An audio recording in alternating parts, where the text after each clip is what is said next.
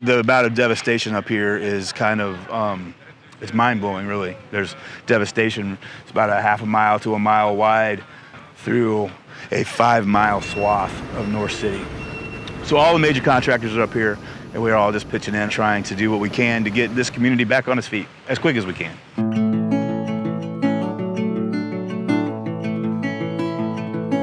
Doug Weible with Weible Incorporated. We were a heavy civil road builder, and now we're more focused on the mining side of the business, mining and tunneling. A lot of underground work. We're in the greater Ville neighborhood in this North City, St. Louis. So I got involved through RBC, Regional Business Council, and the Urban League.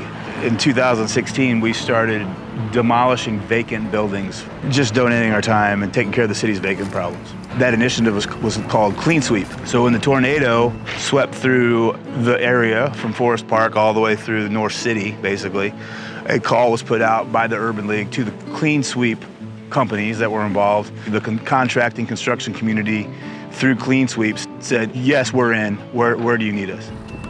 Sunday it was decided that our best efforts would be spent getting these roads open, getting the sidewalks open, the streets open where the buses could go through, and just opening it back up to traffic.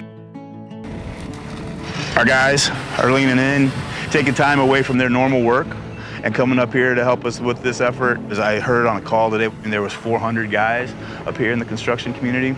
Ameren's here, obviously doing their work. Missouri American Water donated a bunch of guys and gals to help on the cleanup effort. There was 80 pieces of heavy machinery up here today, likely. Lots of trucks, lots of roll-offs.